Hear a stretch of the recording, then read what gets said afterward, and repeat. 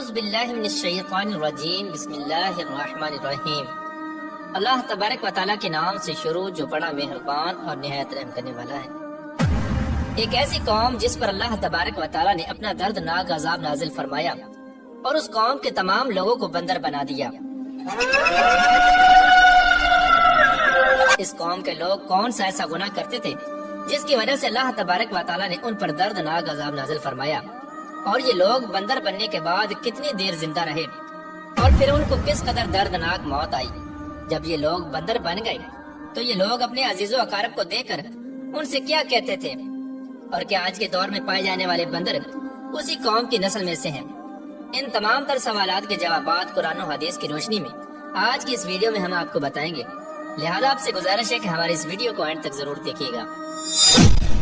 انسانوں کے بندر بننے کی ابتدا حضرت داؤد علیہ السلام کے دور سے ہوئی۔ اس واقعے کا پس منظر کچھ یوں ہے۔ حضرت داؤد علیہ السلام اور ان کی قوم سمندر کے کنارے ایلا نامی گاؤں میں رہتے تھے اور ان کی تعداد 70,000 کے قریب تھی۔ یہ قوم بڑی ہی خوشحال تھی اور اللہ تبارک و تعالیٰ کی فرما بردار قوم تھی۔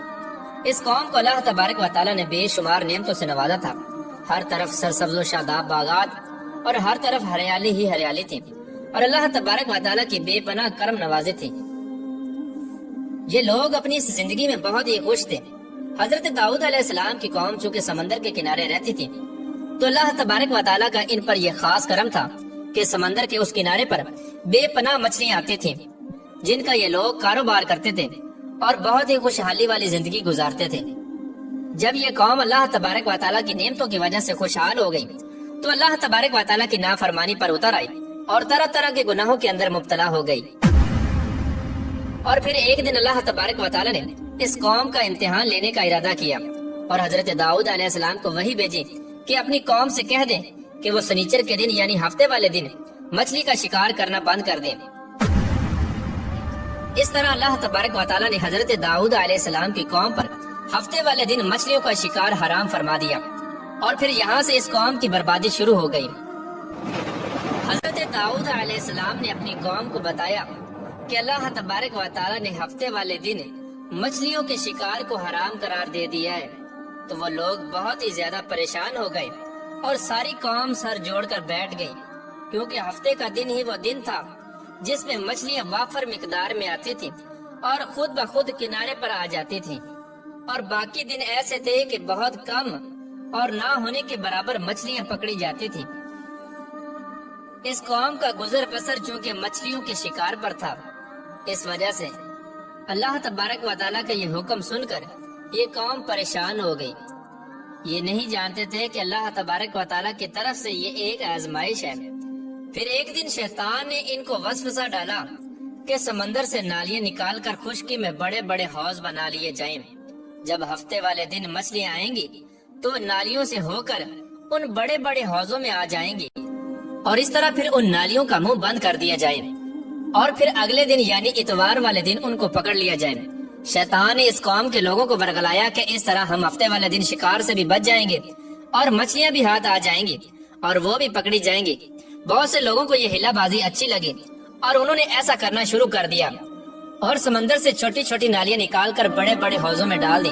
جس کے ذریعے وافر مقدار میں مچھلیاں ان حوضوں میں داخل ہو جاتی۔ اس قوم کے بدبخت لوگوں کو شیطان کا یہ ہلا بہت پسند آیا، لیکن اس قوم نے یہ نہ سوچا کہ جب مچھلیاں سمندر سے حوض میں آ کر قید ہو گئی تو پھر مچھلیوں کا شکار ہی ہو گیا،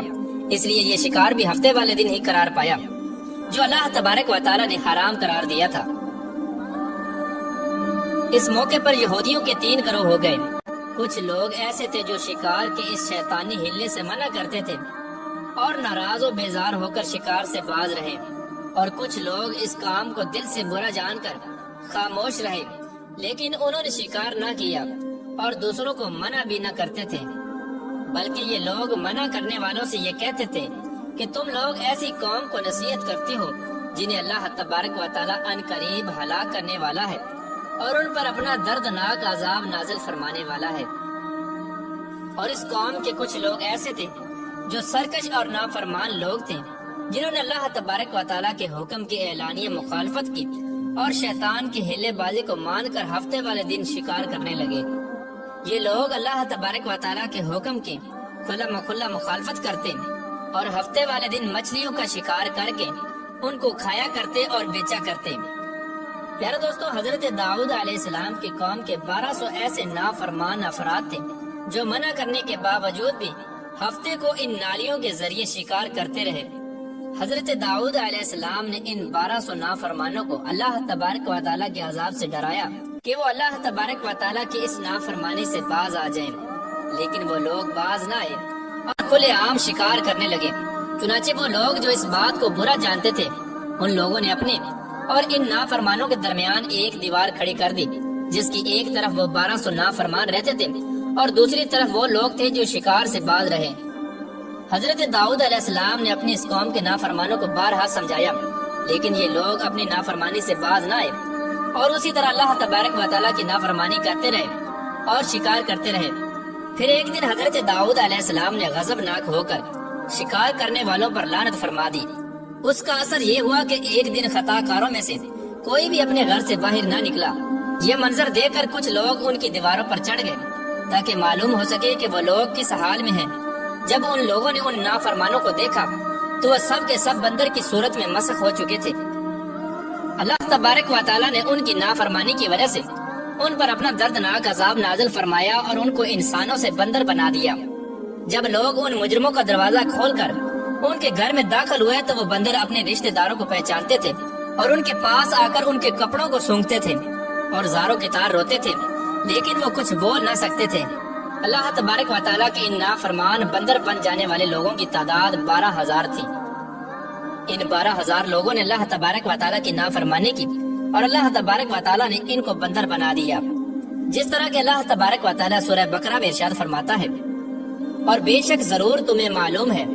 تم میں کہ وہ جنہوں نے ہفتے میں سرکشی کی تو ہم نے ان سے فرمایا کہ ہو جاؤ بندر دھتکارے ہوئے۔ اس طرح حضرت داؤد علیہ السلام کی قوم کے 12,000 نافرمان بندر بن گئے۔ یہ لوگ 3 دن تک زندہ رہے اور اس دوران یہ کچھ نہ کھا سکتے تھے اور نہ ہی پی سکتے تھے، بلکہ یوں ہی بھوکے پیاسے سب کے سب ہلاک ہو گئے اور 3 دن کے اندر سب کے سب مارے گئے۔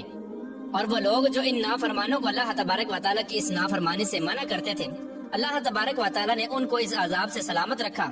اور وہ لوگ جو اس شکار کو برا جان کر خاموش رہتے تھے، اللہ تبارک و تعالیٰ نے ان کو بھی اس عذاب سے سلامت رکھا۔ پھر دوستو، بات کرتے ہیں کہ آج کے دور کے بندروں میں سے کیا کوئی بندر ان کی نسل میں سے بھی موجود ہے، یا آج کے دور میں پائے جانے والے بندر انہی بندروں کی نسل میں سے ہیں؟ اس کے متعلق روایات میں آتا ہے کہ حضرت عبداللہ بن مسعود رضی اللہ تعالیٰ عنہ سے روایت ہے کہ حضور پاک صلی اللہ تعالیٰ علیہ وآلہ وسلم سے کسی نے سوال کیا کہ آج کے بندر کیا حضرت داؤد علیہ السلام کی قوم سے ہیں؟ تو حضور نبی کریم رؤوف الرحیم صلی اللہ تعالیٰ علیہ وآلہ وسلم نے ارشاد فرمایا کہ اللہ تبارک و تعالیٰ جس قوم پر عذاب بھیجتا ہے یا ان کی شکلوں کو مسخ کرتا ہے تو یہ عذاب انہی پر ہوتا ہے جن پر وہ عذاب نازل ہوا تھا، اور اس کے بعد اللہ تبارک و تعالیٰ ان لوگوں کو ہلاک کر دیتا ہے اور ان کی آگے نسل نہیں بڑھتی۔ اس لیے یہ بات غلط ہے کہ کچھ لوگ یہ سوچتے ہیں کہ آج کے بندروں میں بھی حضرت داؤد علیہ السلام کی قوم کے بندر بننے والوں کی نسل موجود ہے۔ ایسا کچھ بھی نہیں ہے۔ وہ لوگ صرف اور صرف 3 دن زندہ رہے اور اس کے بعد سب کے سب ہلاک ہو گئے، اور اللہ تبارک و تعالیٰ نے اس قوم کے نافرمانوں کو صفحہ ہستی سے مٹا دیا۔